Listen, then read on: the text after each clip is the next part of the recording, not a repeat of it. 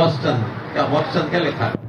ठीक, क्या आप दोनों एक ही हो? हाँ जी। अच्छा फिर आप बैठ जाओ। सर सबसे पहले तो बैठ जाओ, आपका सर सबसे पहले तो आपका बहुत बहुत धन्यवाद। आपने हमारे जैसे एरियो को विकसित करने का काम करा है, जो जब से हरियाणा बना है तब से हुआ ही नहीं सर। इसके लिए तो हाथ जोड़ के आपका सबसे पहले धन्यवाद। अब रह क्या गया वो बताओ। सर मेरी 2 निवेदन है और मैं आपके घर का छोटा सदस्य हूँ, आप मान लोगे भी जी सर। सर सबसे पहली तो ये कि मैं इंद्री से आता हूँ, इंद्री में एक भी लाइब्रेरी नहीं। बच्चा नशे की तरफ बढ़ रहा है और आपराधिक कार्यक्रम की तरफ बढ़ रहा है, तो लाइब्रेरी होगी तो सर ये इन चीजों में बंद हो जाएगी सर। और मैं पिछले 2 विधायकों से ये पर्सनली कर चुका हूँ डिमांड सर।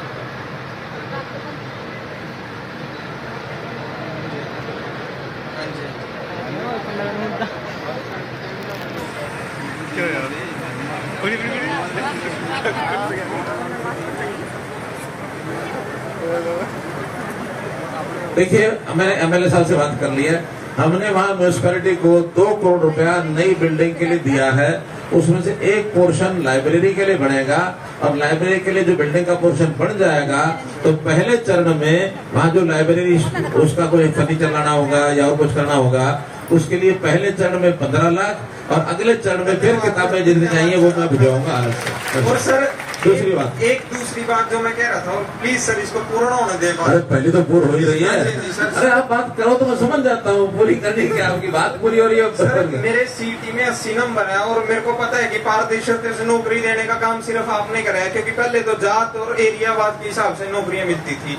सर मेरा 57 को पेपर नहीं था, क्योंकि मैं पहले ही सर 4 ग्रुप में कहीं हूँ, तो सर मेरे को 56 का देना था। तो प्लीज सर, तो 41 क्वेश्चन सर वही रिपीट कर दिए और मेरे 83 क्वेश्चन बन रहे हैं सर। और जो बच्चे वो देख गए ना क्वेश्चन, उनके 92 नंबर बन रहे हैं सर। मैं कैसे कम्पीट करूंगा? ना तो मेरे पास 5 नंबर है, तो मेरा तो मौका खोया गया जी। और ये पूरे युवाओं की रौनक क्या जी? ऐसा है, हाँ जी, ऐसा मेरे पास 2-3 इसके आंसर है, फाइनल कोई नहीं है, लेकिन टोटल बताए। बस अपने परिवार के छोटे सदस्य के तौर पे आप आंसर दे दें सर। देखिए 56 का कंपटीशन तो 56 वालों से है। हाँ जी। 57 का कंपटीशन 57 वालों से है, मिला के कोई नहीं देगा। हाँ जी। ठीक है ना? तो वो जो आंसर अगर क्वेश्चन रिपीट भी हुए तो 56 में हुए हैं, 57 में तो नहीं हुए। पर बच्चे तो 30 कॉमन है सर। कॉमन भी हो या ना हो, हाँ जी। उसमें पहली बात तो ये किसी का दोष अगर किसी का हो सकता है तो पेपर सेंटर का हो सकता है। तो सर बच्चों के अरे ऊपर अब मैं सिर्फ पूरी बात सुन, और जो मैं बता रहा हूँ वो फाइनल होगा, आप मुझे बोलने की जरूरत नहीं है। इसलिए वो जो कसूर है तो पेपर सेंटर का है। दे दो माइक, दे दो माइक, दे दो। पेपर सेंटर दोनों पेपरों का अलग अलग था, 56 वालों का अलग था, 57 वालों का अलग था। अगर एक ही पेपर सेंटर होता ना फिर तो हम कहते हैं कि जानबूझ के किया गया। एक बात, दूसरी बात, किस्मत का खेल देखो, पहले होना था 56, फिर होना था 57। अगर वो होता तो कोई बात नहीं थी।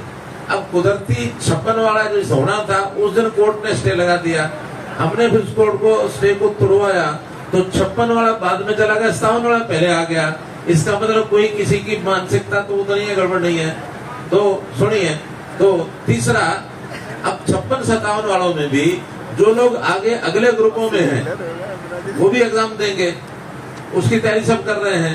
ऐसा तो नहीं कि 56-57 के वहां भी आएंगे, कोई इक्का दुक्का आ भी सकते हैं। क्यों? जब अलग अलग एग्जामिनर होता है ना, वो प्रश्न अपने ढंग से पढ़ाता है, कौन कहाँ से उठा है पता थोड़ी होता है।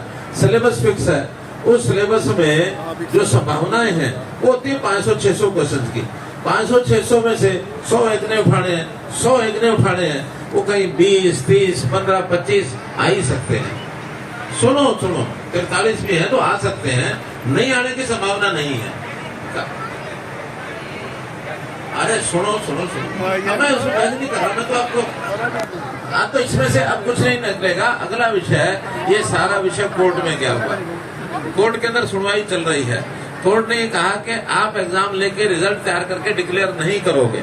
जब हम फैसला करेंगे कि इन 41 प्रश्नों के हिसाब से क्या रिजल्ट निकालना है वो तब निकलेगा। कोर्ट कहेगा ठीक है तो निकाल देंगे, कोर्ट कहेगा ठीक नहीं है तो जैसा कोर्ट कहेगा वैसा कर देंगे। हमने अपने हाथ में कोई बात रखी नहीं है। ठीक है। अगली बात, जो ग्रुप सी वाले हैं वो +2 के लोग हैं, और ये ग्रेजुएशन में उसमें भी है। हाँ, अब ग्रुप डी तो है वो 10th वाले हैं। हाँ, लेकिन ग्रुप डी में भी ग्रुप डी में भी सुनो भाई सुनो, मुझे सारा पता है। मैं इसके अलावा करना तो चंडीगढ़ आ जाना। मैं इन लोगों को समझा रहा हूँ, आपको नहीं, आपको सब पता है, मैं इनको बता रहा हूँ। तो ग्रुप डी में भी ये सारे +2 वाले वहां भी जाके बैठने वाले हैं। ज्यादा यही हो सकता है किसी का चांस ग्रुप सी में नहीं आया, किन्हीं कारणों से नहीं आया, वो 10वीं वालों से ऊपर है, वो जाकर के ग्रुप डी में तो नौकरी ले ही लेगा, मुझे ये भरोसा है। वहाँ 10वीं के लोग कम पास होंगे, 12वीं के लोग ज्यादा पास होंगे। तो ये चीजें कुछ किस्मत पर छोड़ो, जितनी आपको जो मिल जाए, आप अगर होशियार होंगे, कहीं ना कहीं कितनी नौकरी भर रखी है आपने, कितनी भर रखी है? 5 ग्रुप है ना, तो भाई एक में अगर गड़बड़ होगी, 4 तो बाकी है ही आपके हाथ में, और ग्रुप डी भी आपके हाथ में है। इससे कहाँ लगा हुआ? आप अभी क्या काम कर रहे हैं? एक जगह हो चुका है, सिलेक्शन हो चुकी है। अरे भैया उम्र पूरी पड़ी है तेरी, तो इसमें झगड़े में क्यों कर रहा? मैं कुछ नहीं कर सकता, कोर्ट करेगा जो करेगा। आपको मैं समझा रहा हूँ कि कुछ बातें ऐसी होती हैं जो आपके मेरे हाथ में नहीं है। वो पता किसके हाथ में? बता दूं?